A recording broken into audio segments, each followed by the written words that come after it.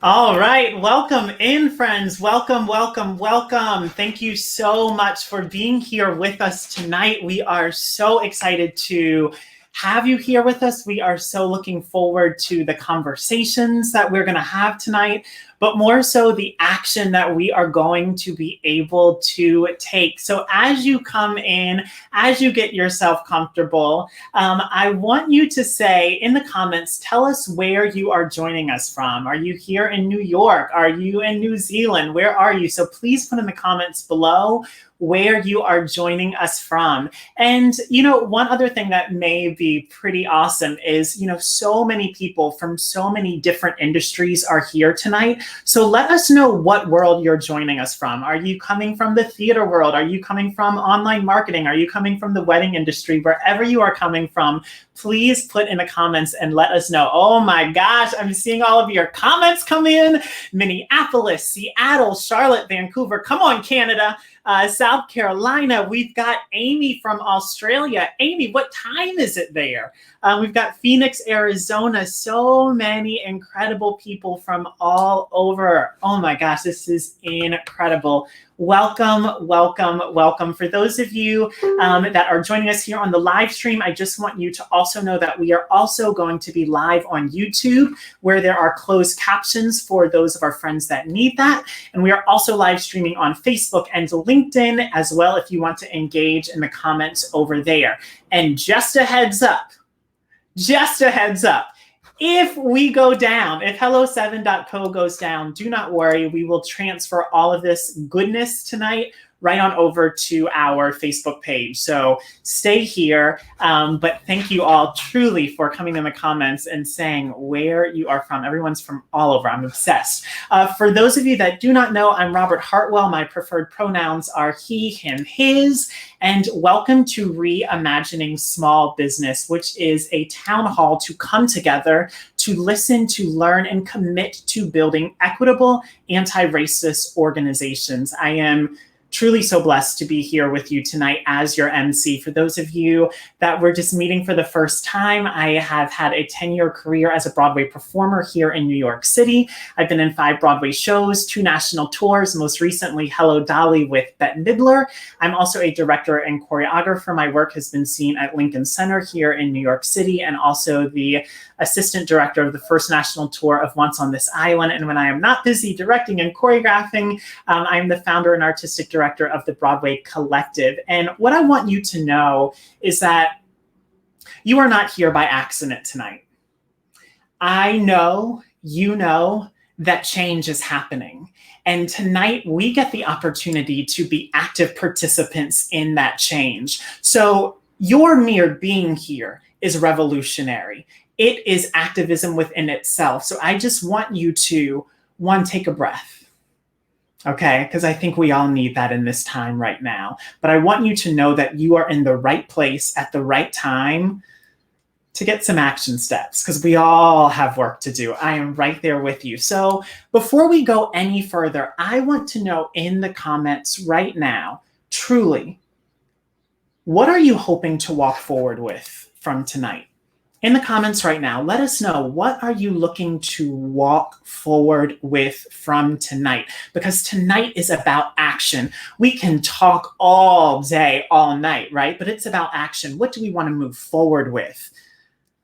Come on, come on. All right, I am seeing it. I am seeing it coming in. Well, we are so blessed to have an incredible panel of people here with us tonight. And the first I want to introduce you to is Sonia Renee Taylor. She is the founder and radical executive officer of The Body Is Not an Apology. It is a digital media and education company that is committed to radical self-love and body empowerment as the foundational tool for social justice.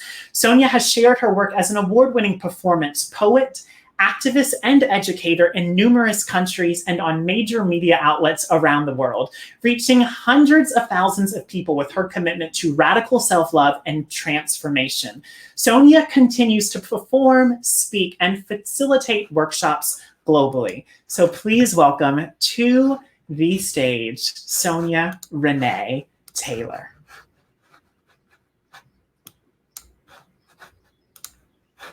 Good afternoon, everyone. Good evening. I don't know what time it is for y'all because I'm in New Zealand, and so it is morning time for me. But what a beautiful opportunity to get to spend what is my Thursday, which means whatever. I'm a day ahead of most of you, and I want to tell you that it's a beautiful next day that we're getting to be a part of together.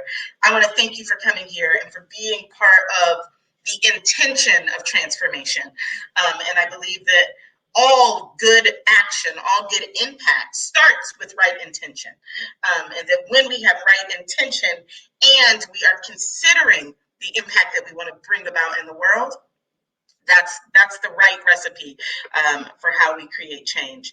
I'm going to open with a poem, which I like to think of as my first language, that I hope speaks to this unique moment that we are in history, where we really have the opportunity to create the world we say we want. And that we get to be part of a legacy that we are not in a new place in history. We are in our moment in history, but our ancestors have been here before. And we will need their guidance in order to know where it is that we should go, so that those who come after us can say they did the work to make it possible for me to be where I am today. So this piece is called Evolve, and I'm going to take my glasses off for it. Your great-grandmother sips gin slow in a speakeasy in Chicago or Detroit, stokes the flames of a pot-bellied stove in Alabama or Arkansas. She is cigarette fixed to precipice of red lips, tells a suitor, maybe your great-grandfather, maybe not, what she expects of his courting. There will be no hoarding pleasure in her house. Your great-grandmother was fast. And ain't that what we call a woman, well acquainted with the topography of a hostile world, yet unbowed to its backhand, a juke joint majesty, a siren of her own fire, a thing this world has endlessly tried to expire, but could not, which is why you are here today. Your grandmother cursed or never cursed, drank or never drank, knew men the way Job knew trials or never knew sin at all. She was a country girl or familiar with the infinite heat of a New York City street. She was sweet on a woman once they kissed and never told. She was Irish or Dominican or golden brown as the Mississippi dirt road glinting in the sun. She has labored whether with hand or with heart. She has known part and parcel of struggle, knew she was done birthing after birthing the child that birthed you, or knew others would follow. She has swallowed decades of broken promises made to look like men or money. She was choice made flesh long before we flung a pro around its neck and called those words movement. Movement is what she has always known, prone to survival, which is why you are here today. Your mother was never only your mother, never only lover or law clerk or domestic worker. Your mother was defiant, in a bathrobe and slippers, in a boardroom, in a bedroom where she said no or yes or more, with a body like the one she taught you to own, like your own good name. She has failed and flawed and fortune forged in flame, the best of what could be made of this starshine and clay, an inheritance of blood and grace, which is why you are here today. And we call this evolution, the way one idea becomes 7 billion by splitting a seed like a moment. How a single notion that every woman ought to be the absolute mistress of her own body could gather us like rainwater, deliver us here, queer and trans and man and woman and none of the above, but out loud love and the certainty that a true word spoken 100 years later is still true. You deserve every option available to you in service towards your best life. There is no light brighter than the blaze of resistance. Evolution is the insistence that we grow or die, which is why we are here today, redefining the way we see each other with broader vision, carrying your great-grandmother's mission forward like a seed tucked in the pocket of humanity. We are not tasked with the awesome calling of making a tree. We are tasked with the noble work of nurturing good soil, a place where we each might grow and toil toward a self-determined truth, where trans women, undocumented youth, Little black boys playing alone in parks each make it home safe at night, where the light of morning kisses them awake.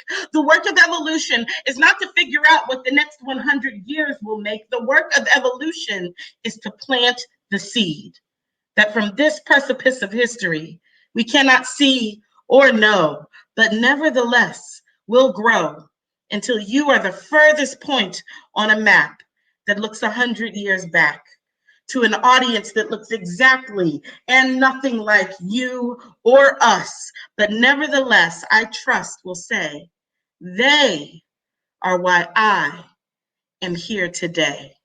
And we will call this evolution. Thank you. My God.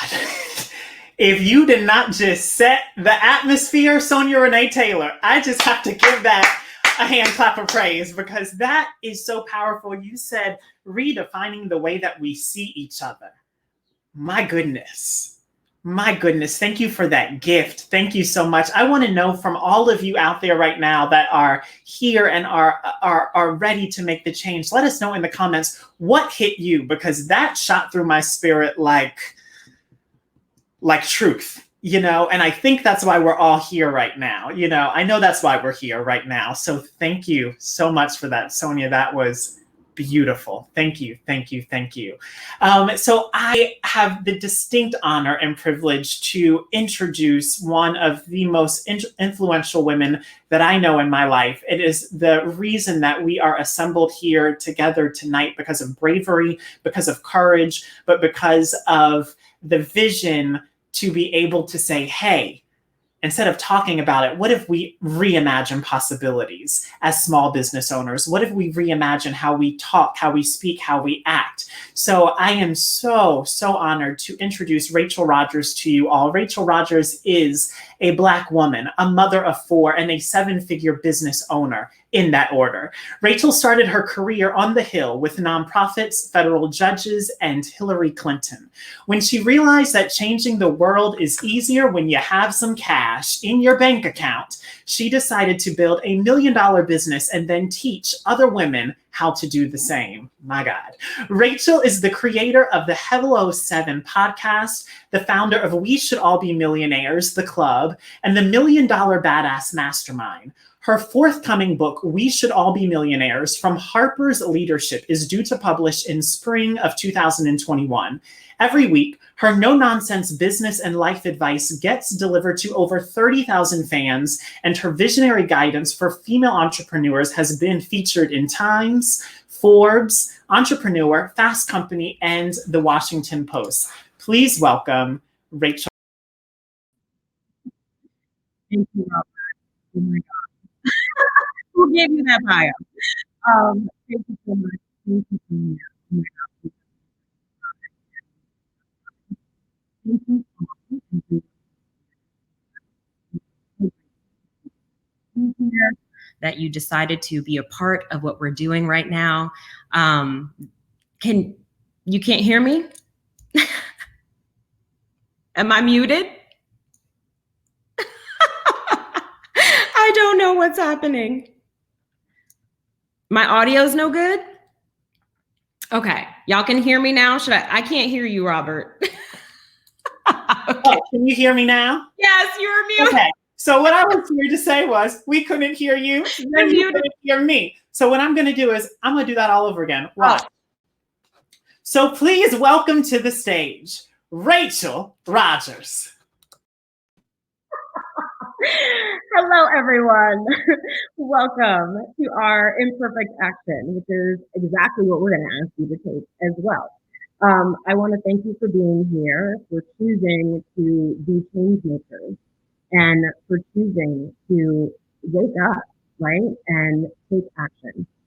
You may know me because I had a video be shared a lot recently of me calling people out, various people, because that's not all I do, but it is an important part of what was happening over the last couple of weeks, because it's my form of protest, right? The goal of calling out is to make the powers that be uncomfortable so that they will take action. And that is what we're doing when we're protesting in the street. And that is what we're doing when we're calling people out online as well. And I don't want to just call people out, though. I want to call them in. And that's exactly what we're doing here today. The goal here today is to call you in. My biggest fear as things were unfolding over the last couple of weeks would be that this would just be a moment in time, that it would just be social media posts and it would be marches in the street, and then it would be forgotten and we'd go back to business as usual. For me, that is completely unacceptable. We can never, ever go back to business as usual. And so I wanted to figure out a way that I could make lasting change, not just calling people out, because I can't call everyone out and I can't just rage on social media every day, right? I got kids to take care of and a business to run. So I needed a more effective way, right? A more effective way to create change in the world. And so welcome to the imperfect action that I am taking today. This is my way of asking our small business community to take sustained, effective action over time. I am not an expert on racial justice or anti-racism. And, I have lived experience, but I do not have the amount of experience of the person that I'm going to introduce next. But I'm taking imperfect action. I'm putting myself out there. I'm taking a risk. And that is exactly what I want you guys to do as well. And that is exactly why I'm going to invite you later during this live stream to take a pledge and to commit to taking action and to take it very seriously and to commit not just to me, but commit to yourself, commit to your community, commit to your clients, commit to your employees. That is what I'm asking you guys to do. I saw something on Twitter recently that was shared by Martin Luther King Jr.'s daughter. And she said, we often say, I'm paraphrasing, but she said something like, we often say, I wish somebody would come take care of this problem. And she said, you are somebody. And I am somebody, right? And so we have to take care of this problem. We can't see it as somebody else's problem. We have to decide that it is our problem. And we have to commit to actually solving it, to taking action. And taking action that doesn't just make us look good or make us feel good, but taking action that actually touches Black people, that actually touches those who are intended to be impacted, right? Does this provide food for them to eat? Does it provide a way for them to sleep better at night, right? Does it put money in their pocket? Take action that actually touches us, and don't just take action that is surface, that looks good and sounds good, but doesn't actually have any kind of effect. Right? That's what we call impotent. And that is not going to serve us at this time. So why are we talking about small businesses? Specifically because as entrepreneurs, we're visionaries. We're creative problem solvers. And so we need to use our vision and our creative problem solving to solve this problem. We are also the people who hire 47% of the workforce. 47% of the American workforce works at small businesses. And so what that means is we have the ability with our influence and our resources to affect a lot of change. So let's commit to doing that. Let's take action.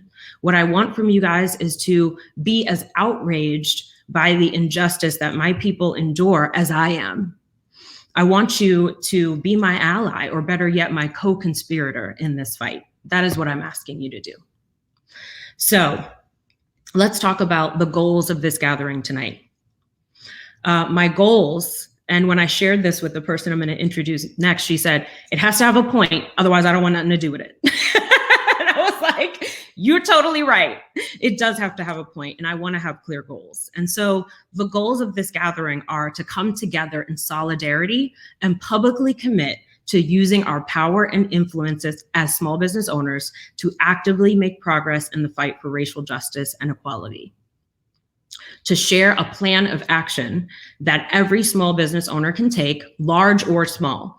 We have solopreneurs here with us tonight, and we have multi-million-dollar software companies, right? And we have a plan of action that every single one of you can take. to ask you guys to take a pledge to build an anti-racist organization and to have you share that pledge with your audiences, with your communities, and to create lasting change in the small business community and to lead the way on how all businesses can become anti-racist organizations. And I truly believe that not only is this good for society, not only will you feel as an entrepreneur like you are doing more in the world, but it's also good for your bottom line. The reality is we cannot go back to business as usual if you haven't noticed. Your customers will not stand for it. I will not stand for it. We will hold you accountable. You will be held accountable. So you have to take this action, right? Let go or be dragged, I believe is one of the sayings. So that's what we're going to do here tonight. I want to introduce the first person I asked to join me in this when I thought of this idea of doing this town hall. It's Erica Hines, and she is my friend. She's my neighbor. She lives in North Carolina here with me. And she is the principal of Every Level Leadership. She's a consultant, an advisor, a strategist, and a senior trainer who works with organizations to align their commitment to inclusion and equity with their everyday actions and operations. She has worked with government agencies, nonprofits, and foundations across the country to help their staff and stakeholders learn how to work in more inclusive cultures. To date, she has trained over 3,000 individuals in skills that will help them be more inclusive, equitable, and skilled leaders for their teams and organizations. She has also served as a lead researcher and contributing author to the national publication, Awake to Woke to Work, Building a Race Equity Culture, published in 2018 by Equity in the Center. She holds a Juris Doctor from the University of Georgia School of Law and a BA in Political Science from Wright State University. So I would like to introduce you to my friend and co-conspirator, Erica Hines. Thank you. Thank you, Rachel. Yes, so my name is Erica Hines, and all of those things that Rachel said are true. And this is the work that I do every day with organizations across the country. I work in both the public sector, the private sector, really around helping organizations and companies create inclusive and equitable cultures. So when Rachel said, do you want to do this? Yes, I did say it should have a point, and if it doesn't, I'm not interested. So I want to start out by giving people who are thinking about how do you really, I use the word embed this into the DNA of your operations, how you run as an organization. I want to give you a framework that you can start to think about this. And I want to start this out by having everyone truly understand this idea of the idea of do no harm. And in addition to being actively anti-racist, as you are growing your organization into becoming more anti-racist, what we really don't want you to do is to be harmful in that trajectory. So as you're trying to align your deepening commitment that I see happening on social media, I'm on social media, I see companies, I see emails, we've all gotten the emails, we've all seen the companies saying, we are in solidarity with Black lives. We care about Black individuals. We care about racial justice. People like me, to be very honest, are cynically saying, so now what?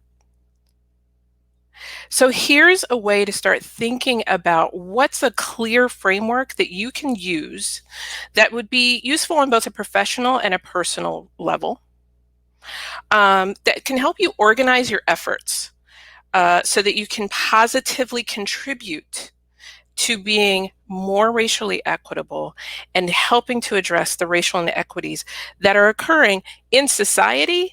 But let's draw that back in your sector, and let's draw that back a little closer to us in your company, and let's draw that back even further in your community, and let's draw that back even further into your friend circle. And I teach this framework all the time. It is not my framework. This is a framework developed by Barbara J. Love, who is an organizational development consultant who talks about liberation. and it's called the Liberatory Consciousness Framework. So I'm going to spend my time walking you through this framework.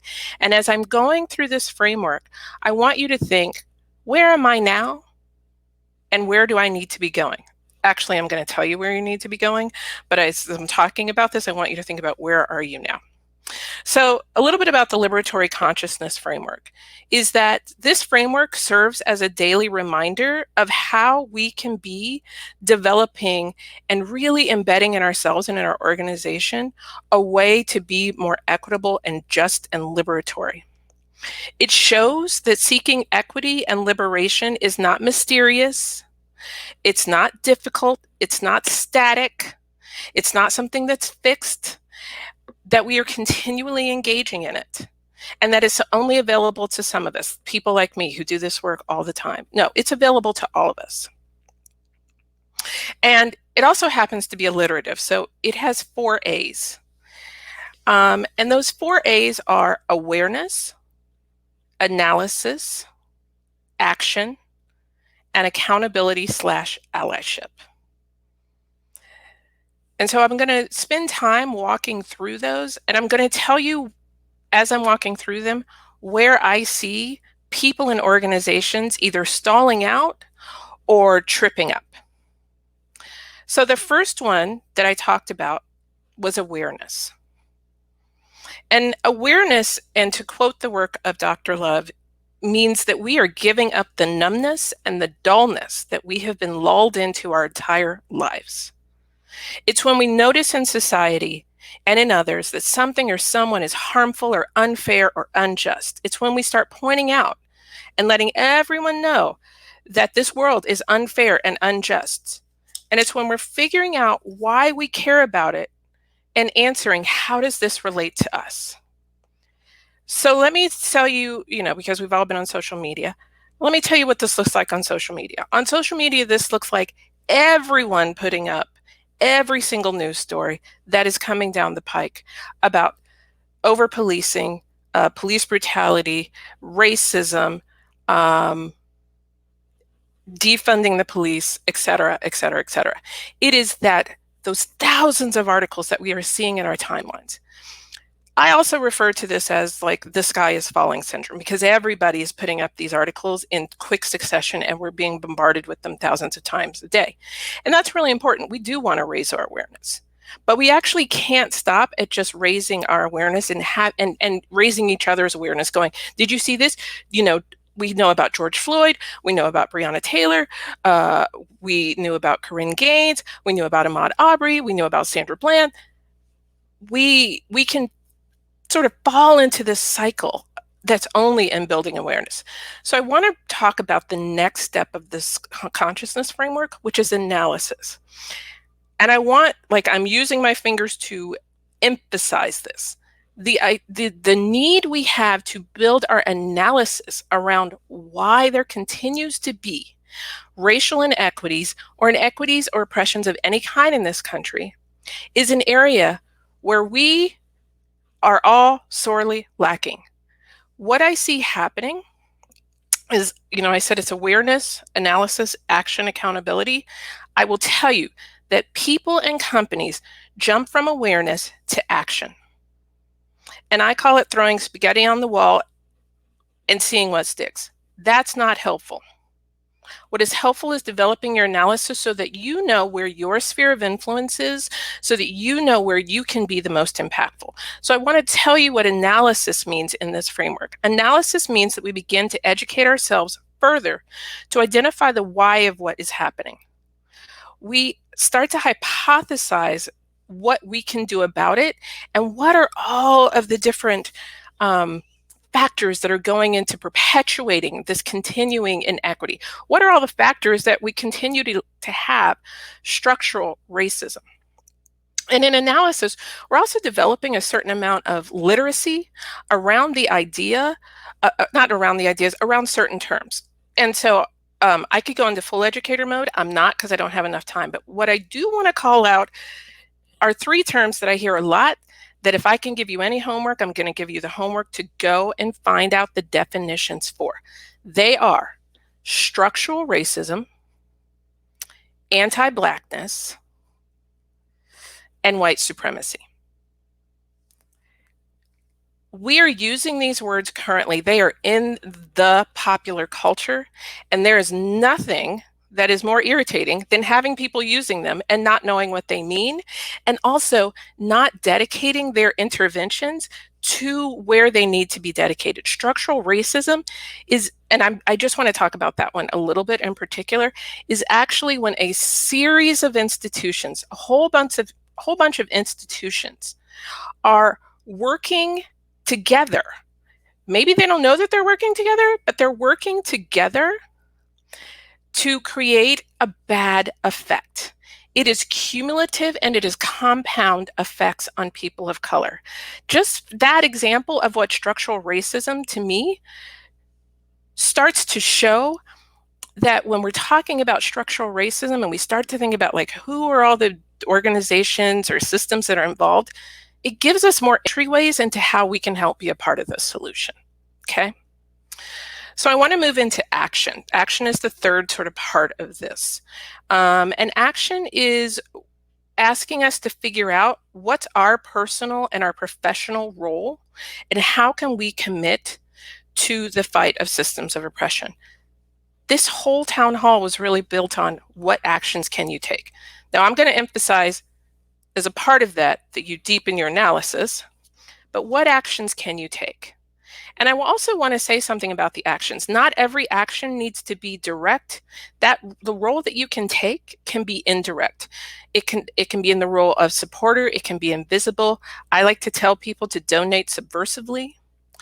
And you start to figure out in the action phase, you know, what resources do you have to commit? Emotional, financial, political, time. Where do you have spheres of influence where your voice is valued, that you can start to speak out, but also that you can bring additional voices to the table to be heard and valued and taken into account as decisions are made? Okay? And the last part of the framework that I want to talk to you about is accountability and allyship. I want to talk about the idea of ally versus allyship. Allying is a verb. Let me say that again. Allying is a verb. We do not get to designate ourselves as allies. When we do that, we are placing all of the sort of the focus on ourselves. That is not allying. We want to be in solidarity with groups that we are trying to help. So we need to think about ourselves as being in an active role of solidarity with groups and asking them, what do you need from me? How can I be helpful to you? What can I do that will help your efforts? Not rolling in and saying, I have 19 ideas of what I can do. Pick one. Asking, and then placing yourselves and using your resources and spheres of influence to bear to help them. You take a back seat. Because ultimately, when we think about accountability, where accountability is not to yourself, it's to the groups, it's to humanity and how we're trying to advance humanity. And we are at this very exciting period of time that is scary, but it's also exciting where we can have impact. But let's do it from a space of being actively anti-racist and really committing to doing no harm. Thanks.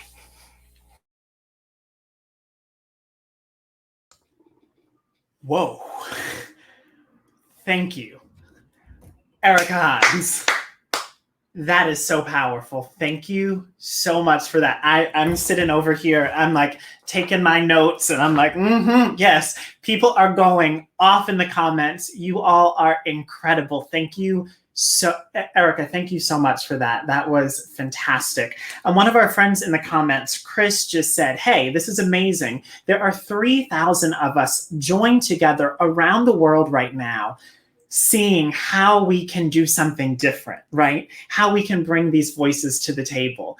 And so Our task right now is to get 6,000. So what I need you to do is you have a coworker, you have a friend, you have a cousin, you have a nephew, you have someone that currently has a seat at the table and they need to be here with us live right now. So I want you to get your smartphone out and I want you to text them hello7.co/town hall. Again, that's hello7.co/town hall. And I want you to say, hey, come join me, right? Let's all be at this table together because this is some powerful and very revolutionary stuff. And if we take the action, my goodness, Erica, truly, truly, thank you so much for that.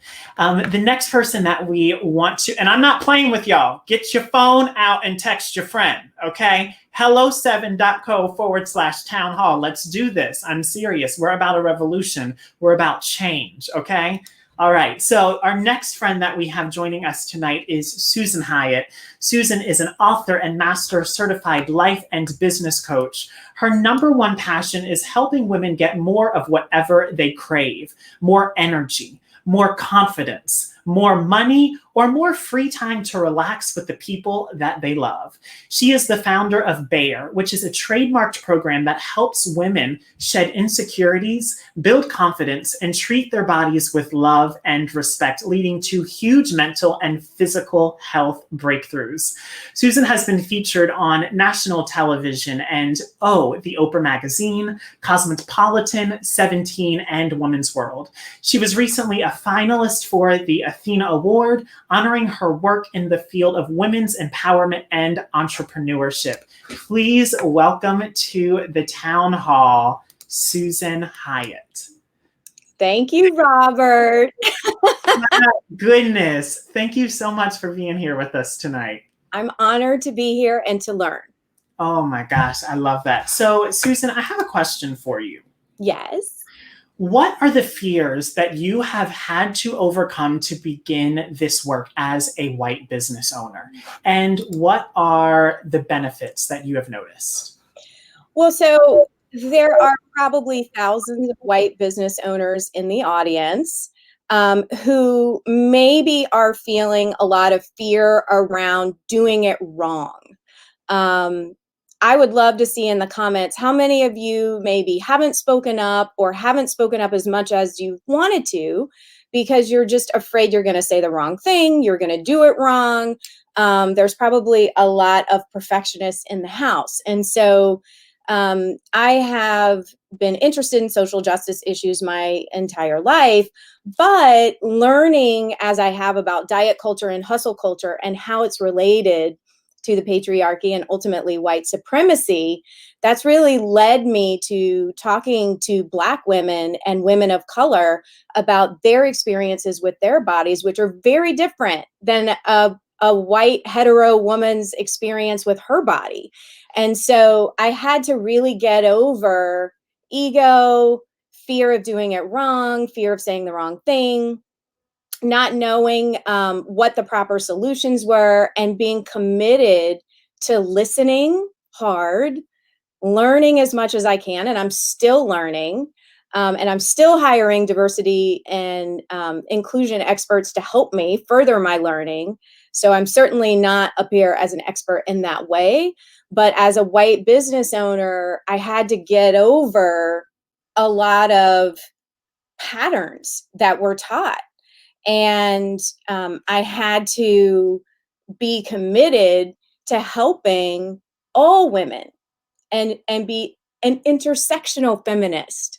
And I am graced with having a 19-year-old daughter who has been pulling me along the way since she was probably 7 years old.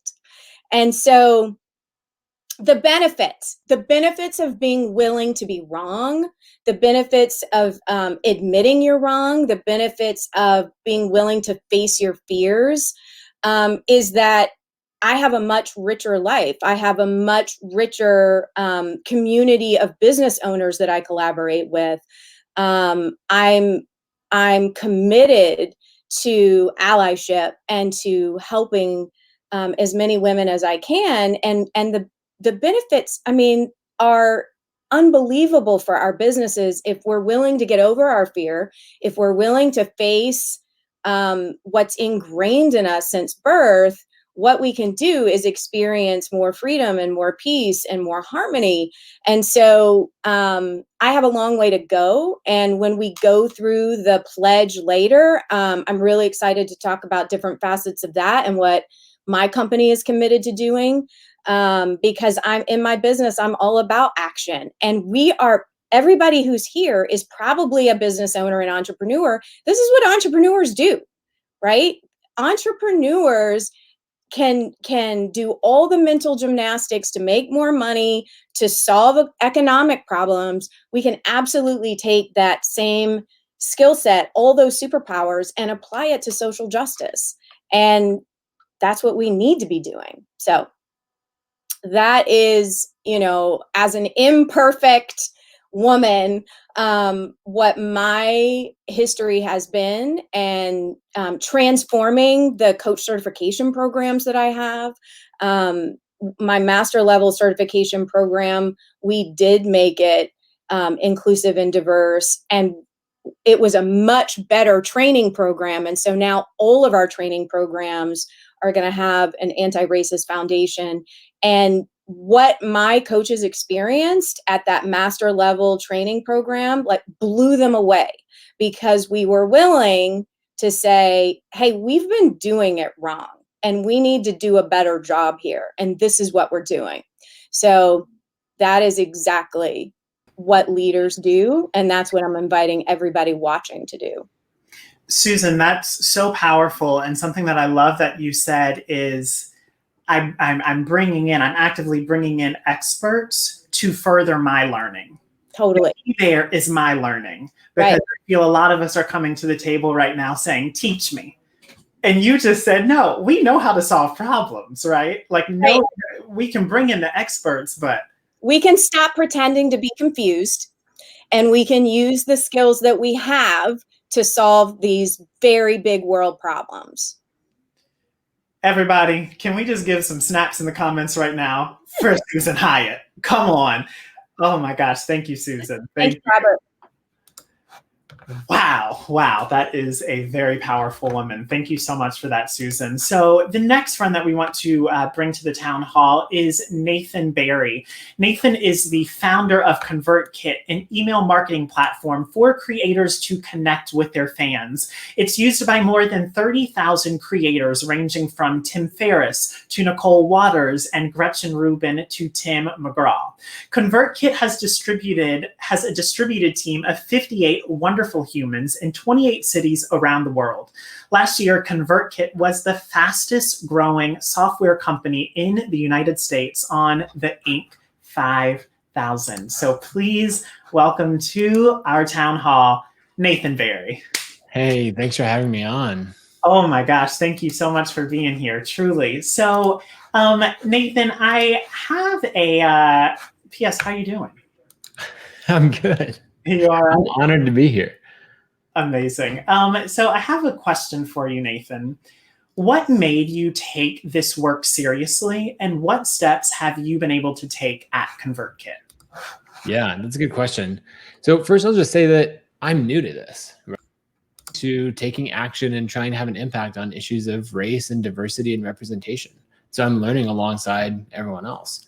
And I just want to acknowledge that part of the reason that I'm new to it is that that's my privilege, to not have to have dealt with this, to not have to be discriminated against because of the color of my skin or anything else. And so, I'm late to the party, but also I'm realizing that there's a huge impact that I can have. And I'm so grateful for everyone who's been doing this work for such a long time. And really, my business started out, I think like so many people here, I'm just trying to get a business going, get traction, get customers. Everyone talks about how many small businesses fail. And so a lot of what we're trying to do is just trying to succeed.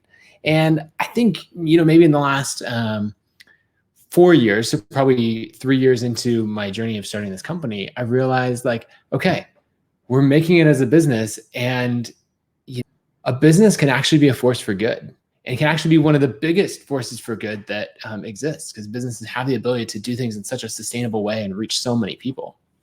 So that's when we started to really transition how we think about ConvertKit as a company and our role in the world. And so we set aside our mission as a company as we exist to help creators earn a living. And we realized that, yes, there's a lot of creators right in front of us who we can help with email marketing and reach their audiences.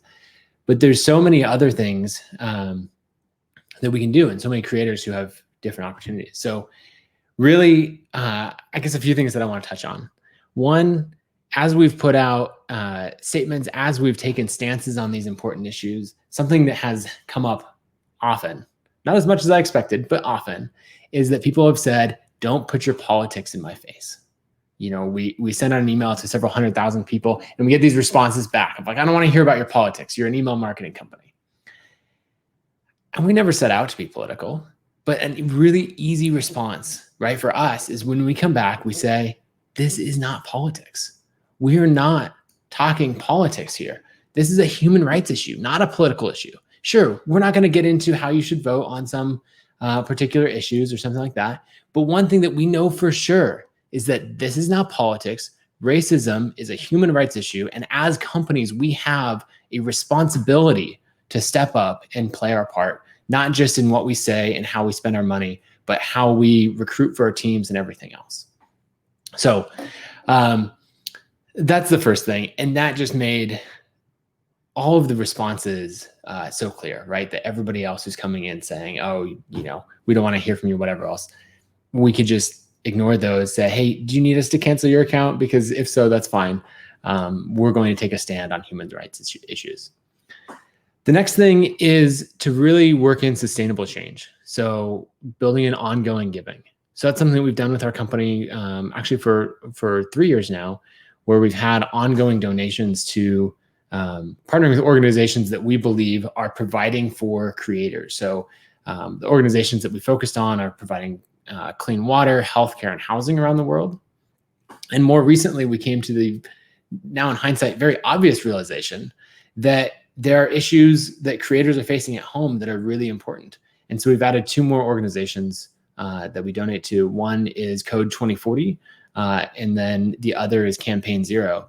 Because if you don't have equal access to education, you're not going to have these opportunities in technology. And side note, if you are fearing for your life from the police or from other oppressive forces, then you are not going to be able to earn a living as a creator.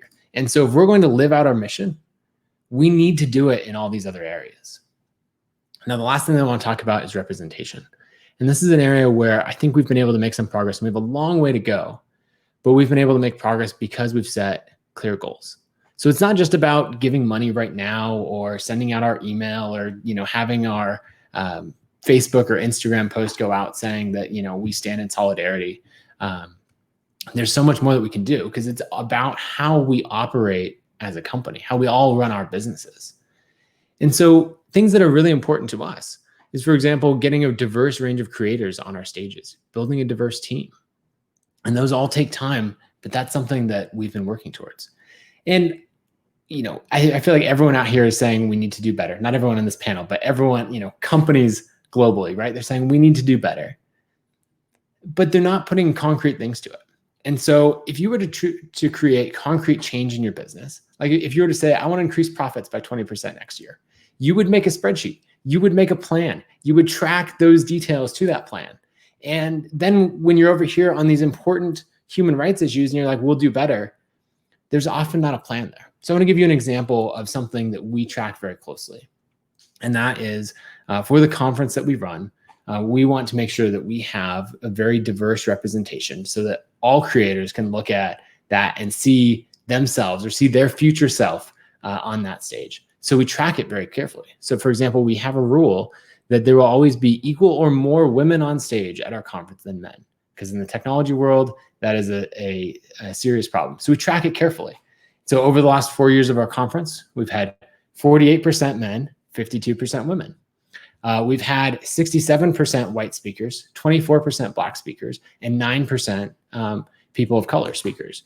And so in tracking that, we can see, okay, this is exactly where we need to do better. This is where we need to put in the work.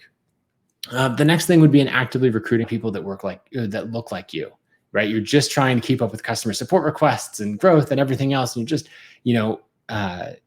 trying to make that happen. And one day, if you're like me, you'll look up and go, whoa, we didn't put in intentional effort here. And the first thing is you realize that. That's great. Now it is time to actually make that change. And so for us, instead of just putting up job listings and seeing who came in and all that, we realized that in order to build a diverse team, we had to go to new sources for talent. And we had to really get our job listings out in front of people who weren't in our exact communities. And one thing that we found is when we started doing that, then our applicant pools dramatically changed, right? When we stopped posting just on the most generic job sites or on the regular remote work and tech sites that had one demographic as visitors, and we started going to these specific communities and recruiting women in technology, people of color in technology, all of these different groups, and posting and paying to post on their job boards and get in front of their communities. Then we found that our applicant pool became incredibly diverse, and we were able to make some incredible hires of getting, really fantastic people on the team who are now bringing in not only are they great team members, but they're bringing in incredible perspectives. I feel like I said incredible a lot. But if you can't tell, I'm very excited about the opportunities here and everything else. So I guess the last thing that I want to say as I wrap up is that all of this isn't easy. Like, I'm not going to pretend that it's easy. Like, just do A, B, and C and you'll get it done. You can't just do a book club or make a donation or get your Facebook post up and then be like, yep, I did that. Check the box. And now I can move on to the next thing. Building an anti-racist organization is going to take considerable time and effort, and you're going to have to make it an ongoing part of what you do. But guess what? You're capable. You built a whole business, and it was an uphill battle the whole time, right? Nothing about what you've done to get to where you are is easy, and nothing about where you're going forward is going to be easy either. But we don't shy away from doing things because they're hard. We're entrepreneurs, we're founders, we step up and we lean into creating the change that needs to happen in the world. So thanks for having me, and I'm excited to continue this whole discussion.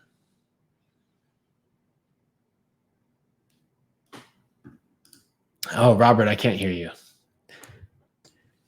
I was muted. I was totally muted. I was congratulating you, telling you it was incredible, and no one heard it. But truly, thank you so much for being here, and thank you for not only saying what you said, but doing what you're doing. So I would love to welcome back Rachel and Susan and Sonia and Erica. How y'all doing? Good. You're looking good. Looking good. Just looking good. So what we're going to move into now is truly the reason that we're all here. It is the pledge. So do me a favor, and can you put in the comments right now, it's time to pledge. And I'm going to hand it over to Rachel Rodgers, and we will all, collectively chime in. But at this time, I'll give it over to Rachel. And I think, panel, for us, if we're not talking, let's go on ahead and mute our mics. Okay, sounds good. Thank you, everyone who's spoken so far. So helpful. And I was watching the comments and seeing everyone share. So that was great. Now we're going to talk about this pledge. Okay. And why a pledge, right? Because do more than just say that they're going to do something or say that they're going to take action. I want you to actually do it. And so a pledge feels a little bit more mighty than a social media post that gets forgotten and buried. And a pledge is very specific, and it's something that you can be held accountable to. And I am keeping records, y'all. So just know that.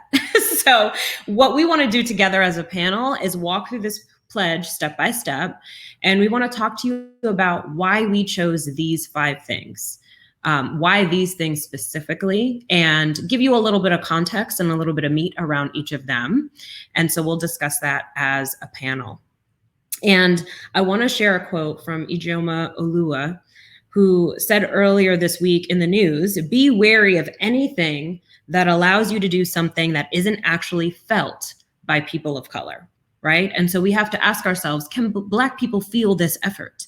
And so as we go through each of these things, know that, you know, we chose them as the organizers of this event because we felt that they are things that Black people can feel, that your communities can feel, that your team members and employees can feel.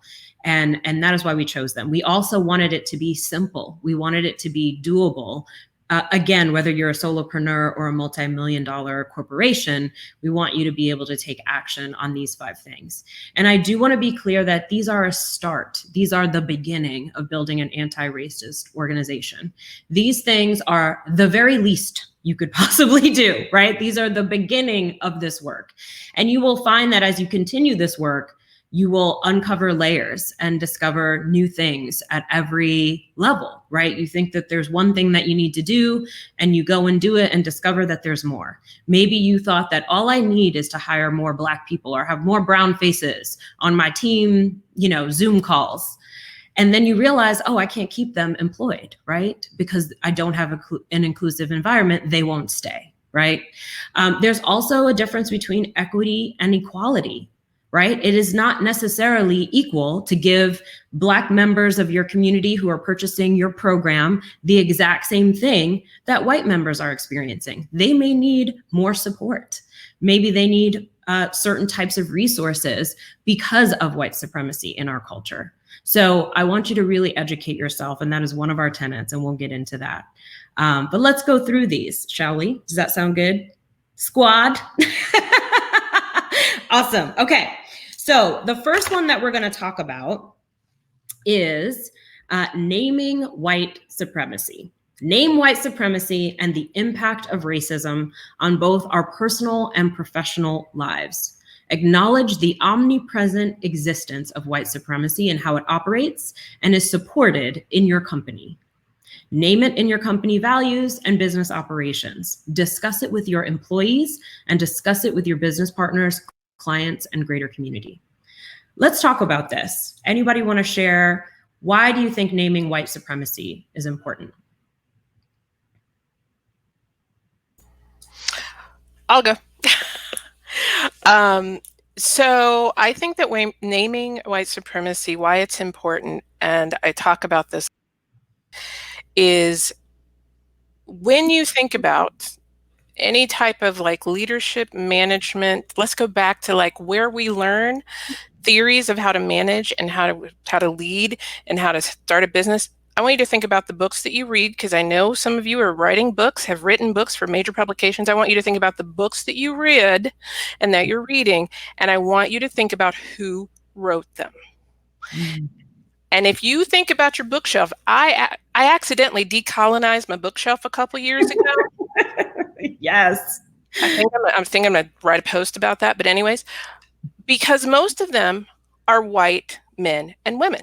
Mm-hmm. So the culture of whiteness, which is another thing that we could talk about, but we're not because we don't have enough time.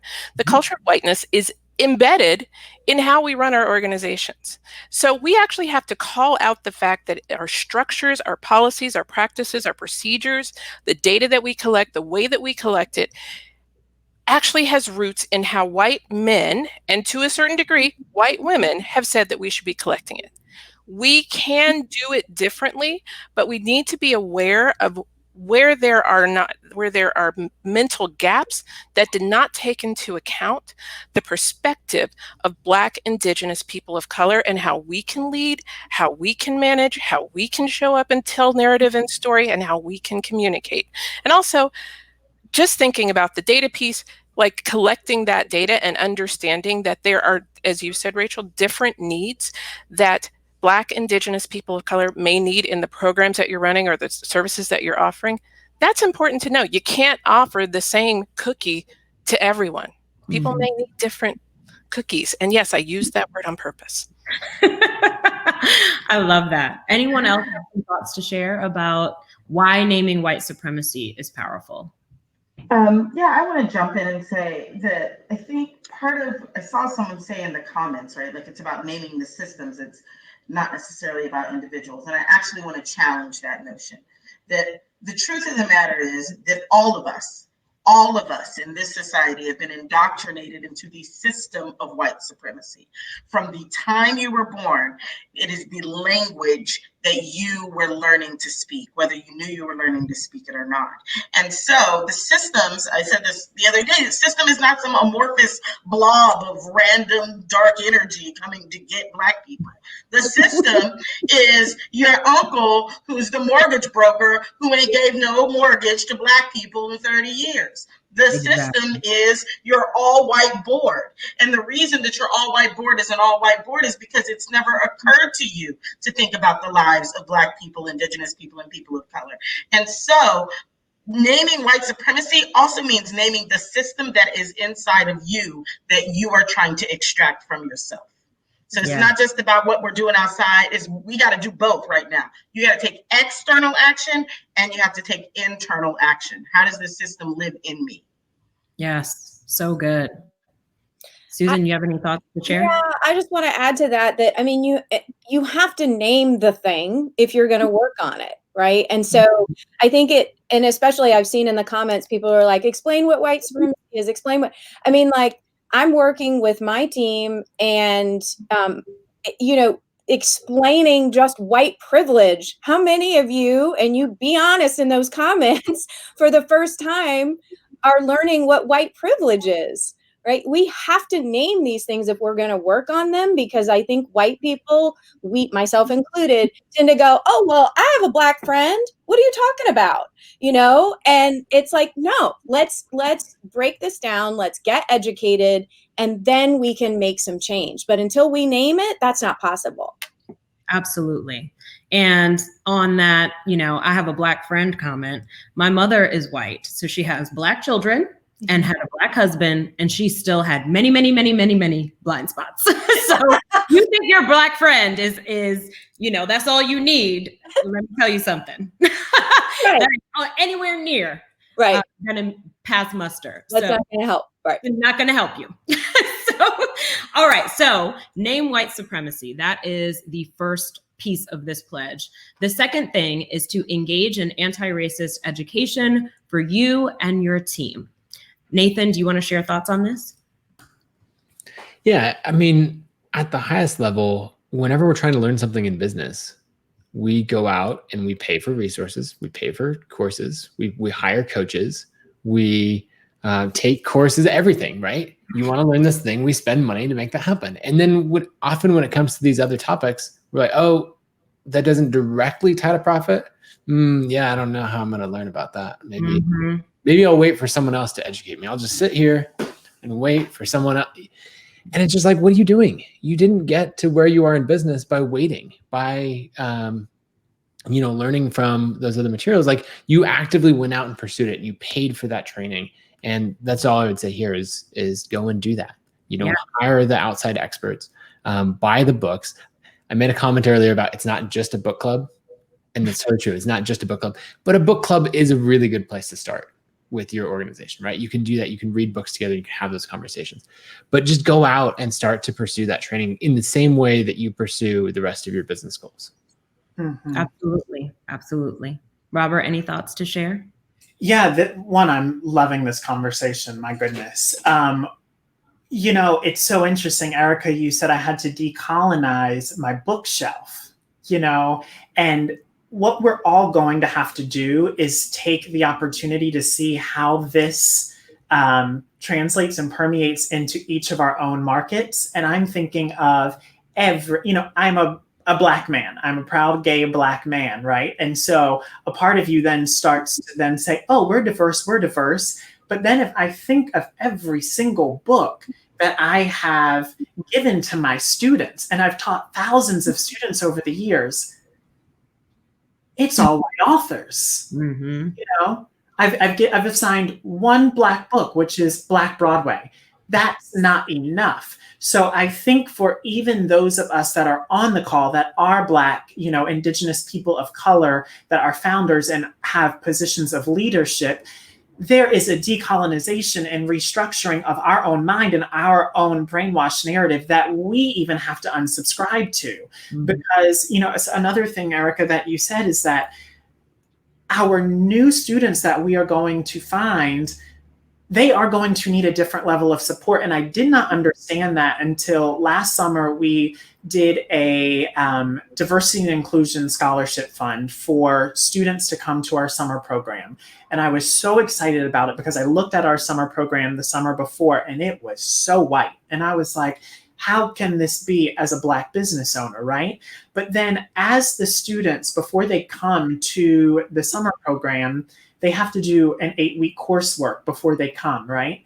And I kept saying to myself, we're giving them full scholarships. Why are they not doing this work? And I didn't even sit my own privilege of being a 7-figure Black business owner. I didn't think, Robert, these students don't have internet at home. They don't have smartphones. They don't have a mailing address that you can send the t-shirt and the course book to, you know? So I think that the education, it goes for all of us, you know, and it starts now, but it goes for a lifetime. It truly goes for a lifetime for all of us. Absolutely. I will also share, I'm sorry, I didn't read the full paragraph for engage in anti-racist education for you and your team. What we said here is to commit money and time, as Nathan stated, to be educated on anti-racism on an ongoing basis for you and your team. This is not a one-time thing. Anti-racism must be active. We recommend taking courses, reading books, and participating in a book study, hiring Black and/or cross-racial DEI consultants to come in and offer training to you and your whole team, and other educational activities. Active anti-racism learning should happen in your company on a quarterly basis. And the reason we plug that in too is because we often see, sometimes people will do this one time. They'll go to that one workshop 2 years ago, right? Or they'll do this once a year. And I don't think it's enough. I think the action has to be a lot more active and the education has to be, because here's what we want to do as entrepreneurs. And I'm a quick start, right? So I'm the fastest one to want to jump in and be like, what can I do? Let me immediately start taking action. But there's so much to learn. There's so much to unpack, right? There's so much privilege that you have to start digging through. You're not ready to take a lot of action yet. You have to go internal and start learning. And so that's why this is towards the top of the list. Erica, anything you would add? Oh, I was just wanting to underscore what Sonia said, which is like, so I want to dispel the myth that you can just do this by learning the tips, tricks, and tools. Although I love tips, tricks, and tools, I love a framework. I will give you 19 frameworks. That is lovely. But this part of this is behavioral. And behavioral is individual and it's organizational. So I don't want us to just slide over and be like, if we learn all the tips, tricks, and tools, no. The internalized piece, the interpersonal piece is pivotal to you being inclusive and equitable. So I just want to underscore that. And I want to jump in really quick and add the woo that I'm holding the woo sector in the town hall today. And in the woo sector, it's not just behavioral. I'm going to tell y'all a word that you might not be ready to hear. It's spiritual. It is a deep internal, you have to figure out what it is in you that is clinging in the way that it is clinging to that unexplored aspect of white supremacy that lives in you. All of us have to do that. That is spiritual work. That is, let me go back and figure out my roots and how we got here worked. And I think that people have got to be willing to do that. Absolutely. I love that. Yes. Okay, so number 3 is to commit to open conflict and allow discomfort. Okay, are y'all ready for this? Because I don't think you are. When conflict arises on your team and within your communities, let it arise. Imagine that, right? Let it arise. Don't try to hide it, delete it, or ignore it. And do not protect hate speech. Acknowledge the conflict, allow space to community members to be heard, and deal with the underlying issue rather than demonizing the community member who raised the issue. These conversations are happening regardless. So allow them to happen in your spaces and be a part of the conversation. Be willing to sit in the discomfort of being called out and take action to implement the needs expressed by community members. set up community guidelines, and train your community moderators on how to have culturally responsive communications and handle conflict online. Okay, so. My cat has a lot to say about that. Moses is speaking. Sorry. Susan, Like, you better let my mama talk because she's got some conflict going on all the time. I think that what I would love to say about this is if you have any sort of community Facebook group, open forum for members, it's important to have guidelines. It's important to welcome discussion, not delete threads, but also to be really specific about what's not tolerated. Mm-hmm. So within the membership community that I have, we actually had something arise 2 days ago when we posted that all of the contest prizes would be donations to Black Lives Matter. There was a particular member that decided to stream a watch party for a really racist video that was an opposing thought about Black Lives Matter. And so I just had zero problems deleting it, blocking the member, and revoking their privileges. That doesn't mean I'm not open to discussion. I'm just not open to discussing and promoting racist ideals. So I think that's a caveat or a nuance that we should talk about. Absolutely. Sonia, what were your thoughts? I think you had something to say. I think you're muted. Hold up. I want to, there were two things. I was laughing because I was like, of course, right after I said spiritual, Susan's cat named Moses would meow for us. So that's one. It's like Moses said, we're going to find the promised land. And then the other thing that I wanted to say, what Susan just brought to me around this particular dynamic that seems so important about how do we decide what we are gonna share or not gonna share, made me think of a quote from James Baldwin that I'm gonna paraphrase, and it says, "We can disagree and still love each other unless your disagreement is rooted in my oppression and denial of my humanity and right to exist." So that's James Baldwin gave us the framework by which we can be figuring out how we navigate these conversations. If the debate is about someone's oppression and humanity and right to exist, that's not a free space to create. There's no conflict in that. If the debate is about how to understand or like those things, yes. If someone is debating about other people's humanity and right to exist, I think that's an opportunity to just say, we don't know, there's no airspace for that. Absolutely. I agree. And I will say too that this has happened in my coaching spaces and my communities. We had a live event earlier this year where someone stood up and shared that she was upset about something. And I stood on stage and disrupted the conversation to let's talk about it. And we had an open discussion about it. And it never occurred to me to try to hide the conversation. I think we have to get out of this space of constantly defending ourselves and just be open. Like, be open to learning. Be open to listening. Other people are going to see your blind spots. That's why they're blind spots. You cannot see them. Other people can see them. And so if they are going to be gracious enough to point them out to you, listen and learn what you can learn. I feel like I need to add something here. So there's something that I always say, which is be humble and ready to fumble. And I'm going to tell you, I'm looking through the live comments, and a lot of what I see is like, I'm really afraid of messing up. I'm really afraid of saying the wrong thing. I'm really afraid of hurting people. I'm really afraid of messing up. Be humble and ready to fumble. Let me dispel you of the myth. I've been doing this work for 10 years. You will fuck up. I've just cursed. You will fuck up. You will say the wrong thing. You will misgender people. You will say something that is ableist. You will mess up. And the point to address that is to catch yourself. When I was talking about analysis, is that when you start to have a deeper analysis or somebody names it for you, the point is not for you to suddenly be like, oh my God, I'm so sorry. I'm not a horrible person. My intention was not this. It's literally to say, I'm sorry.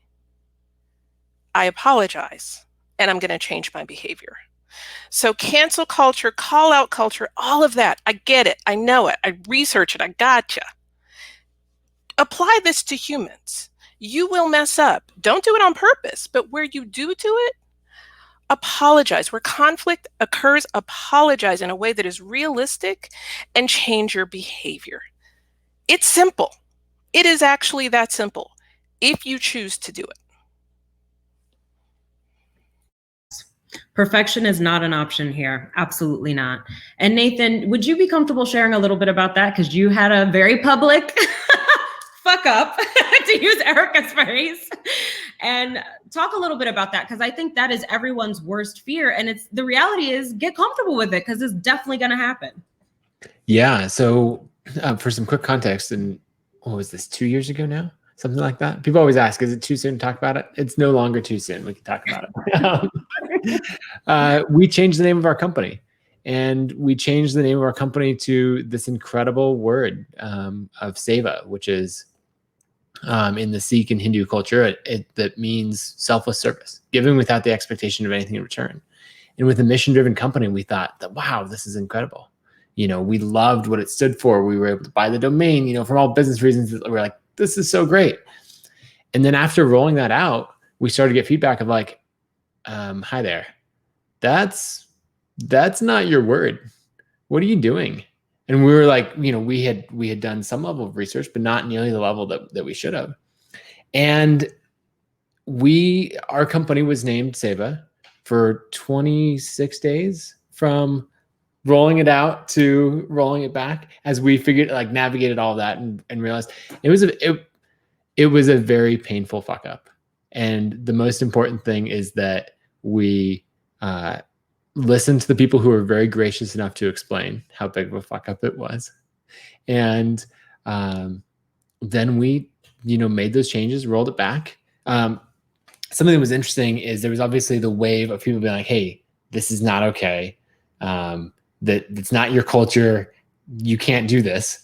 And then once we changed it back, then there was the whole other wave, right? So you have to realize you're going to get it from both sides, of people saying like, oh, you gave in to social justice warriors, everything, right? So you're going to get it from both sides. But I think the biggest thing is that the community was incredibly gracious as they saw us try to handle it in an open and honest way, learn from our mistakes. We were upfront about it. It's like a $500,000 mistake. And at this point, I'm just incredibly grateful that people were supportive of us, of learning that, sharing our mistakes, and going forward from it. And so I have some dear friends who helped us navigate that time, who said like, hey, this is cultural appropriation, who were the ones who were so kind to explain that to me. And now they still like gently tease me about it a few years later. And you know what? That's their right from now until the end of time. And so, yeah, you're going to make these screw ups. And the important thing is to just say, wow, I didn't know. I'm sorry. Not going to make that mistake again. And I'm so grateful for everyone who helped explain that to us. Yes. And your company still exists and is not bankrupt. Is that correct? To my knowledge, yes. Numerically speaking, we're double the revenue that we were then. Well, there you go. Absolutely. Okay. Just wanted to provide that evidence. Okay. So number 4 in this pledge. Oh, I'm sorry, Sonia. Did you want to speak? I have to hop off. I have another meeting about Black Lives and New Zealand that I got to go to. It's been a pleasure. This is brilliant. You all are amazing, and I love you. Take the pledge, do the work. Boom. Thank you, Sonia. Love it. Okay. So number 4 is to invest a portion of your monthly company budget to the Black community. Review your company budget, and you will likely find that your dollars go to the white community. Commit to spending a portion of your company budget. We recommend 30% on hiring Black employees, vendors, and contractors, using Black-owned software and services, and hiring Black speakers, purchasing Black authored books, and more. Invest in the Black community, not just once, but on an ongoing basis. And y'all know this was gonna touch on money because that's what I talk about all day, every day. And we spend money on the things that we care about. And so if this is something that you care about, then you need to put your money where your mouth is. We as business owners spend a lot of money running our businesses. Our businesses are full of expenses. And if you look, my spidey sense says that most of you will find that the majority of your income is your business income is being spent with white people. And so we're asking you to look at your dollars and make a different decision.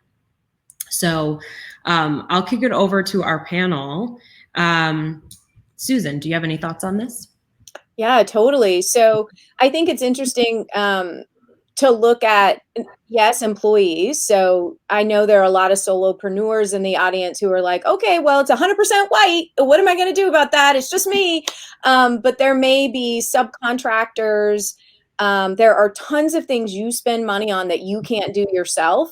So you really need to like not just bow out of this because you're a small company. So you need to look at subcontractors, and you can also look at, my daughter actually brought this up to me.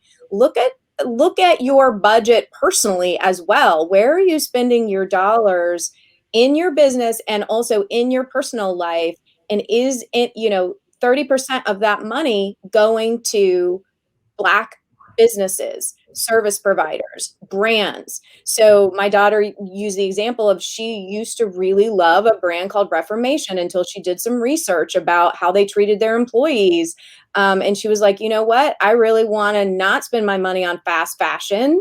I want to spend my money on brands that care about their people, and particularly Black people. So you can look at like where you order your pens. I know y'all are ordering these branded pens. I know you're ordering like cute boxes like I do to send stuff in the mail. Everything you spend your money on, you need to challenge yourself to think about, where's that money going and how could I spend it differently? I love that. Erica, any thoughts on this one?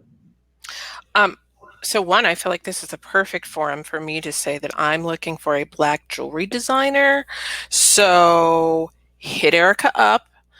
I have something I need made. I would like a Black jewelry designer to work with. So I know we didn't say we could use it personally, but I am. Okay. So the other point I wanted to make was the following, which is, we talked about this.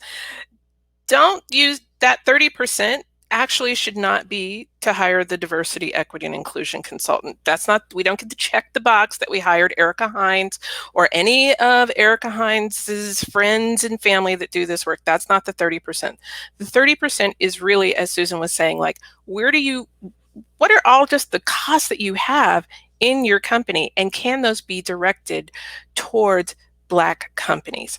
Be thinking about that. Those prizes, those gifts, whatever you raffle off, whatever it is, if it's a book, like book by Black women authors, of which I have on my decolonized shelf over here, like, be thinking about that.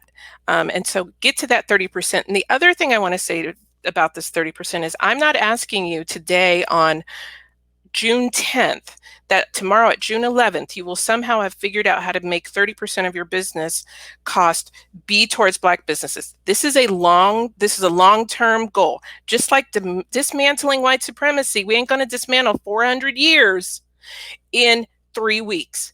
This is a long play, okay? So think about that 30% as like, what can I be doing? Whatever feels good to you, a year, 3 years, 5 years, that's what you need to be thinking. How can I edge closer to that percentage? Absolutely. We're not talking 10 years, okay? So 3 years, 5 years, that's just probably as far as you want to take it. By then, y'all are creative, visionary people. Figure it out, okay? Nathan, I know you had some thoughts on this as well. Yeah, I think the biggest thing is, as we were going through this yesterday, it really struck me of, wow, this is an area that we have a lot of work to do. We've put the work into, who we have on stage. But for one example, we got the representation the way we wanted it on stage, but then we realized that more of our money was going to the biggest name speaker, who is usually white. And so that, if you looked at representation on stage, that was starting to look pretty good. And then if you looked at representation of the dollars, you realize, oh, we have a lot of work to do.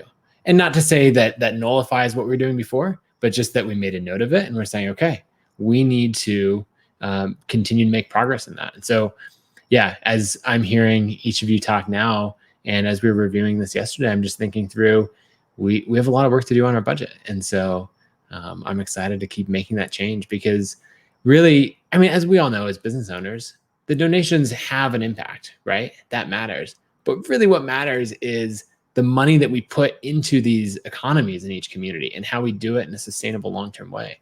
So I think along with so many of us in the comments, like I'm just excited to start to make more and more of that change in our budget. I love that. Me too. Robert?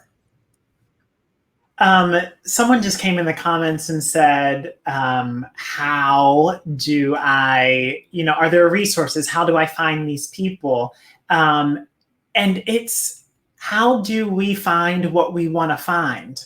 We go looking for it. We use Google, we use Facebook, we when I was a Tiger Cub in the Boy Scout program, it was called Search, Discover, Share. Okay. We know how to do these things. We're just not activating it. Right. And this goes for me, and something that was so awesome in our conversation that we had as a team yesterday, I believe it was Erica. She said, here's the thing. Black writers also write stories that are joyful. Like, we're happy too. We're not only angry, we're also happy. We also have joy. We also have love. We also do all the things that you do. But I think what I love so much about this this portion of the pledge is how can we make it happen for our industry? So I think, again, very niche, Broadway, right? There are 40 theaters, I believe it's 40 theaters that make up, the Great White Way, 40 theaters, right? They're all owned by white men, right? I do not believe right now where I am as a company, I can go make that 30%. But what I can do is start to put 30% of our budget or 30% of, when we're donating at the end of the year, my causes can be different, right? It doesn't only have to, it has to be different. It has to be different. And if there aren't people, then we have to build the educational systems to make it happen. One of my friends is in casting and, she says a lot, she's like, I know that there's a problem, but her side of the industry is an apprentice-based learning, system. So now I think there's a responsibility there to find and mentor and foster that talent because we're donating our dollars somewhere. And if we want at the table, at the casting table, at the directing table, for there to be people that look like the landscape of this country, it's going to start at the educational level. So I think that 30%, one, is something for us to think of on the educational level, but two, also on the incremental level, that this is not going to happen, overnight, but we've got to look at our dollars and see where they're going because they can be going to better places. Absolutely. I think enough said about that. Okay. So lastly, this is one that Erica added specifically. Express your sincere long-term commitment to becoming an anti-racist organization. Create a permanent statement that illustrates your commitment to diversity, inclusion, equity, and anti-racism that goes on all of your external facing documents, website, job announcements, publications, contracts. It should be written from a place of realistic language about where you are and also be aspirational about where your business is trying to go. It should outline specific steps that you will take to get there. Why was this important for you to include, Erica? So I know because I do work on this side of it that when you're hiring or when somebody is looking to buy from you, I personally do this every single time. They will go and look at a couple of things. One, they look at who's on your staff, and they will look to see what you were doing around diversity, equity, and inclusion. And so for every client that I have, solopreneurs to major, organizations, I say, put that diversity, equity, and inclusion statement on your website. That is different from the EEOC, like, we don't discriminate based on blah, blah, blah, blah, blah. I too have a law degree. That's not what I'm talking about. I'm talking about the diversity, equity, and inclusion statement that says, we are committed to this. This is what it looks like for our company. We know that we're not there yet, and here are the action steps that we're taking. And when I said put it on like the external facing pieces, yes, your website is a big, collateral material, put it there. But you can take segments of that. And I have a person who has taken many classes from me, who I will not share her name because she'll be embarrassed, but she told us that she puts this line around, like, we are committed to diversity, equity, and inclusion right before the signature line on her contracts. So you sign the contract, that's what you read before you sign the contracts. And that was, first of all, I was like, I don't even do that. Thank you. Now I do. But secondly, that indicated that level of investment. And I see her team, I know her team, and I can look at her team, and it is primarily Black and people of color. And that has been because this individual, this small business owner, who I think now has 9 people, made it a point, and she is white, made it a point of living and breathing into that value and putting it everywhere that she could. So it's important. Don't make an empty statement. It can be aspirational, but it also needs to lay out where you are, and it needs to have some steps in there. That's all I'll say. Yes. I think it's really important. I think to your point, Erica, it's absolutely true. I do go check people out. We all know that we go vet people on their website when we're thinking about working with businesses or brands. I spent a lot of time over the last 2 weeks looking at brands' social media and their email and their website to see, did you make a statement about this? Are you taking a stand for Black lives? And if you're not, you ain't getting my money no more, And so know that the market is using this as a way to make decisions. And so you need to step up. And it can't be an empty statement. What I love about this specifically is because we all know as business owners, we set goals, right? And a lot of us will out ourselves on those goals, right? We'll say, my goal is to make $100,000 by the end of 2020, right? And we'll share it publicly because we want to be held accountable and we want to be motivated and we want people to participate in this goal with us. So do the exact same thing with your goals around being an anti-racist organization. Out yourself, say it out loud, because your community will hold you accountable. And that is a way for you to, further commit to that goal. Thoughts, Susan? You seem like you're ready to say something.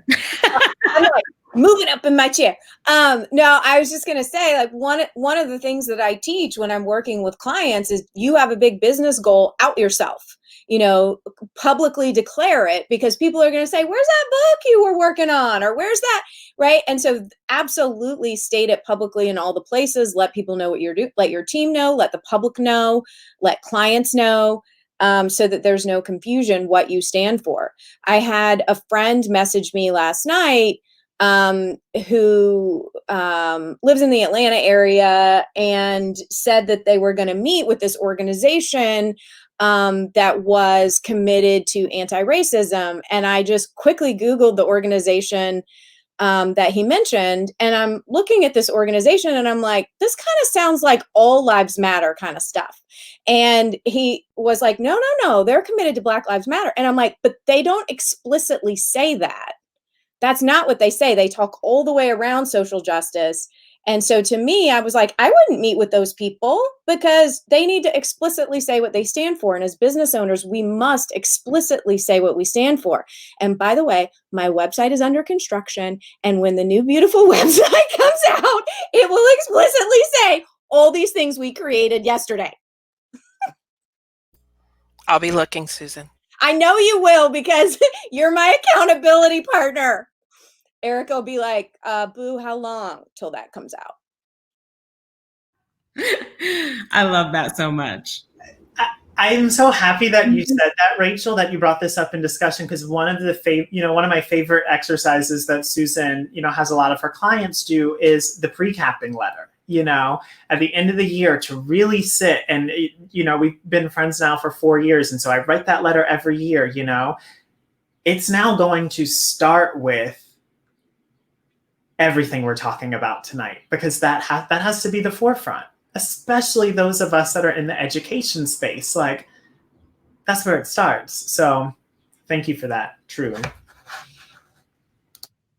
And there's a reason why we listed it last as well. We talked about this when we were in the planning meeting for this town hall.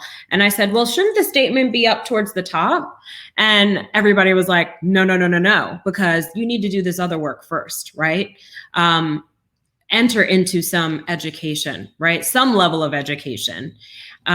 Start taking some action, start committing to this publicly and internally, and then make your public statement. And Erica shared too that the reason why she has organizations do this is because this is an exercise in your values, right? You will have to write the statement for yourself. There's no like one size fits all template that you can just slap on your website. It needs to be specific to what you can actually commit to, whatever the size of your business is and whatever is on your heart to share. And, you will discover yourself, or if you've got a leadership team with your leadership team, you will discover what your values are, and you need to state them plainly and share them. And where ours exist, where we share them the most is in our job descriptions. It's all laid out in there, which Erica helped me with years ago. But it's also something that we say we have a value statement that we state at the beginning of every single meeting that we have as a team. And we're sharing these values constantly. We're constantly reminding ourselves as a team that this is our priority. And when we're making big decisions in the company, we're looking back at our values and saying, is this in alignment with our values? If it's not, then that's not the decision that we want to make. So it really can be a guiding force for you and for your company. Anyone else have thoughts to share about that? I think it comes back to what Sonia said at the beginning, to know that you're going to have to wrestle with your spirit on this one. Mm-hmm. That's why there's so much rest right now, is because we are trying to figure this thing out. You're doing the learning and the action, but like, this is not going to be fixed tomorrow. Mm-hmm. Like, please don't go and Google a statement and put it on your site tomorrow. That is not the assignment. Erica is asking us to do the lifelong work, and it's going to be uncomfortable. It's going to get heated, but that's how diamonds are made, right? It's the pressure. Like, that's the work that we're all going to have to do. So wrestle with your spirit. Like, this ain't making a cake. Absolutely. It would be one of those really complicated cakes that has many layers and all kinds of ingredients you've never heard of before, that you have to learn about it before you can use it. Be the most complex that ever existed. Okay, so that is the pledge, you guys. Those are the steps that we're asking you to commit to together. And what I think about is all of the thousands of people who are watching this live, those who will watch later, committing to this and actually going out and taking action, that is life-changing. Like, that has a ripple effect that can really affect the world. It can affect who you bring onto your team. I've had Black women join my team and cry in the very first team meeting that we ever did, because she was like, oh my God, I can be myself here. And that was so radical for her. That was so brand new for her, to not have to alter who she is to be able to be in a corporate workspace. That is one of my favorite things about being a business owner, is to be able to provide a workspace for my employees that I never had for myself, right? I could never find it. That's why I started my own business. So you will find that this journey, I think, is very, very, very, very, very challenging. And I think it's also very rewarding. And remember that the cost is Black lives. If you don't do it, you must do it. So we need to go further. It's about more than profit. And so we all talk about wanting our businesses to have an impact. And I think this is how we can do it. So I hope you guys will take the pledge, and you can do that on the page. If you're not watching this on the landing page that we created, go to hello7.co/townhall, and that's where you can go and take the pledge. So now we're going to take a couple of questions that were sent in ahead of time, and I will, my team picked these. So we'll see what we have here. This one is actually interesting. I'm interested to hear what you guys think of this. This is Alexis. She asks, as a small business, how can we educate our employees about white supremacy and systemic racism, particularly those who deny it exists or get angry or defensive when it's brought up, while at the same time be respectful of their views and opinions? Do you fire them outright simply because they do not agree or have opposing views? What do you do in that scenario? Any thoughts on that? I'm going to let Erica hit this one up, but I That's what I was going to say, because I'm not a professional. right, we're going to do the professional, but I think the most problematic part of this is, do I respect their opinion? Mm-hmm. That's going against what we said was number one of the pledge, to call out white supremacy. To respect that opinion is to respect the systems and the structures that have oppressed. Yes. So for me, it's a nah. Yes. Fire, but go ahead, Erica, you're the professional. I mean, I don't know that I necessarily need to say more, but let me offer this. So I'm trying to be tactful, but I may not be tactful. All right. Diversity of thought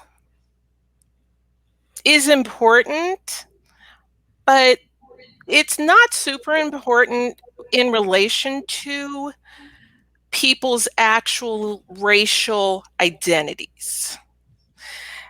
A Black person, Indigenous person, a person of color, Latinx, Southeast Asian, etc.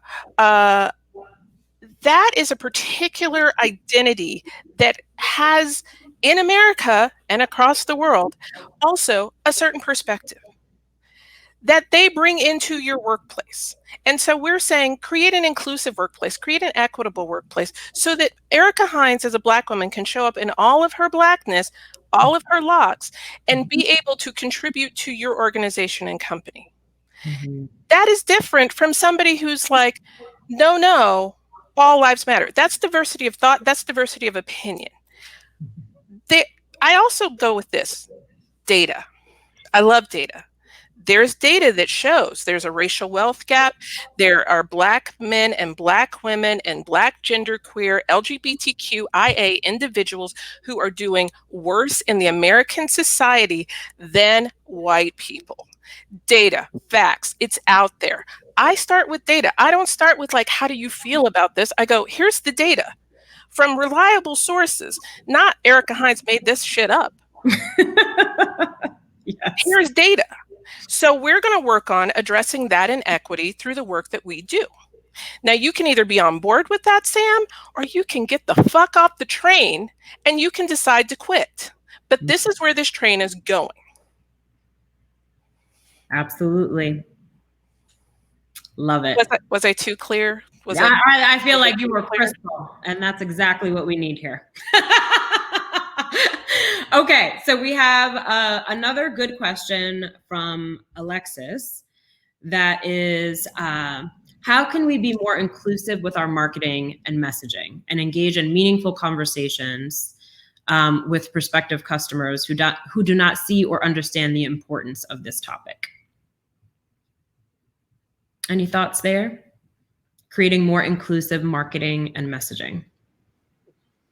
You know, I think one of the things is, you have to start with making sure that the door is open for people to come to the table. Mm-hmm.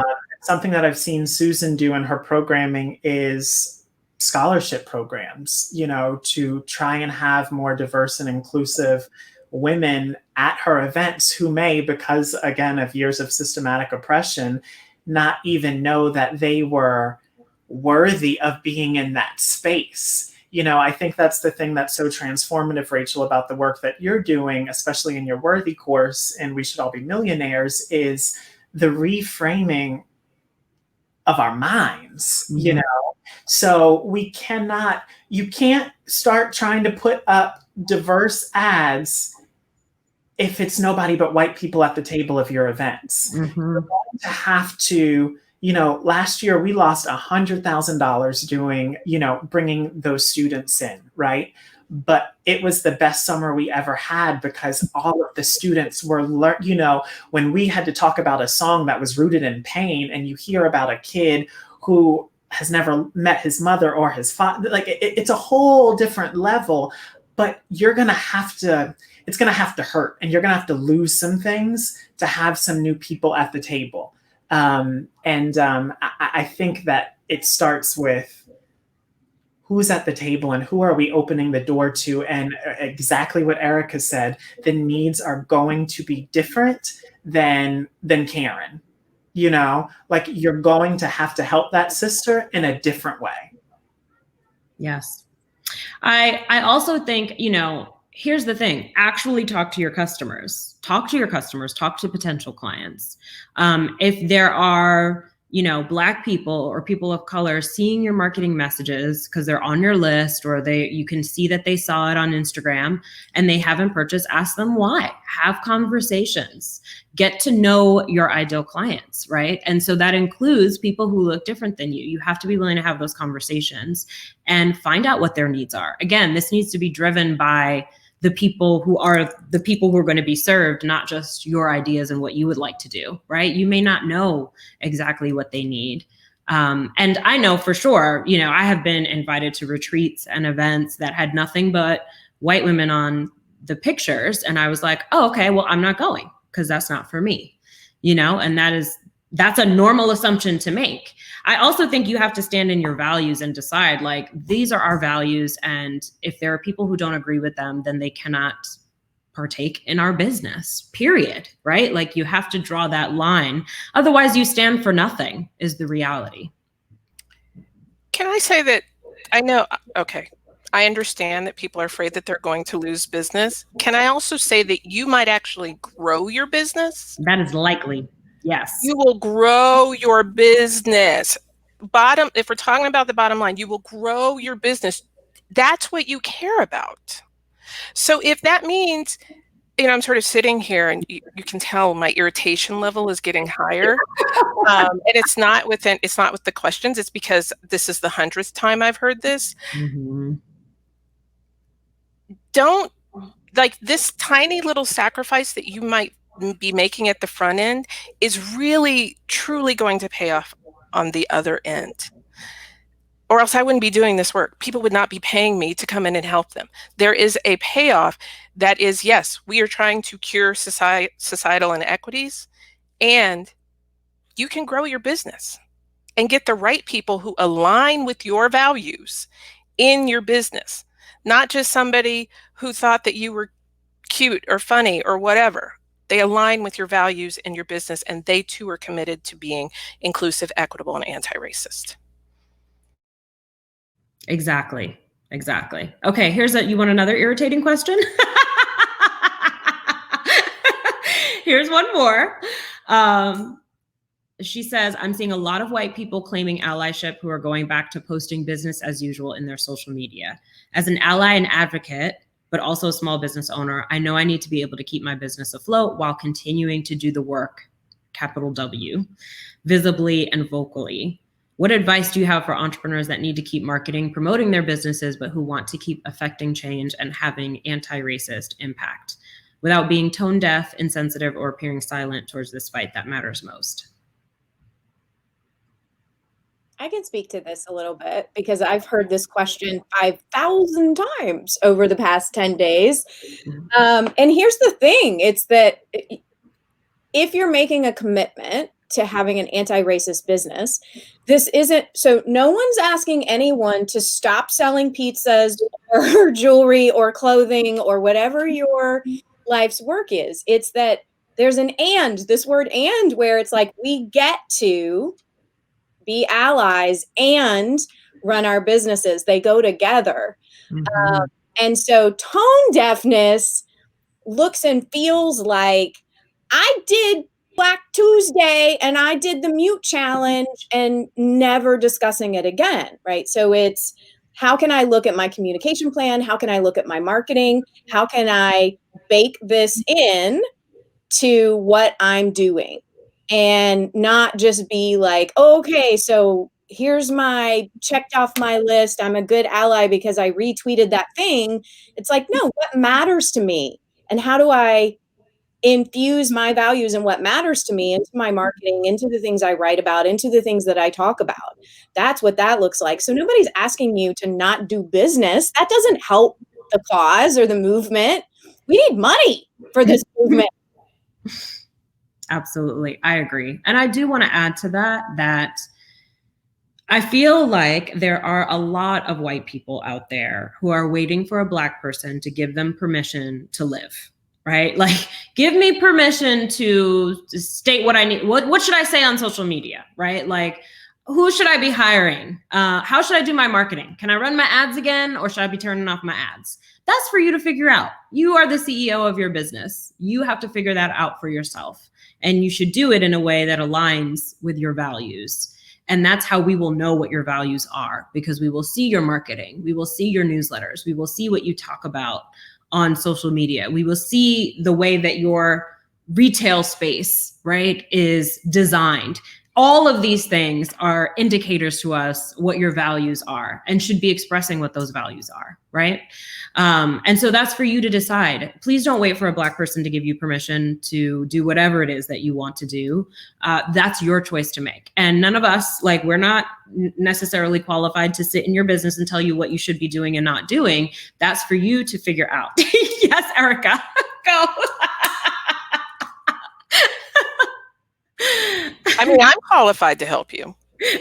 Yes, you are qualified, correct. So just going to say that. But that's because I'm a DEI practitioner and a Black woman. That's all I'm going to say. Yes, exactly. So the other thing too is that Black people are not here to train you and teach you. There are lots of resources, and especially over the last couple of weeks, there have been an insane amount of resources shared on every outlet.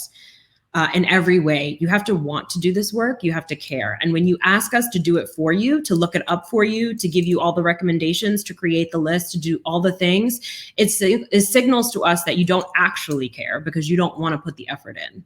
So just know that. Don't ask all your Black friends to do the work for you. Don't DM me and ask me how you can do this work, because if you notice, I'm ignoring you. So I will not answer that DM. You can ask your white friends if you like, and you can also educate yourself, okay? Because that's what's required here. Any other thoughts on this one? Yes. It says, hey, Black women, one of these. So there you go. That's exactly my final thoughts.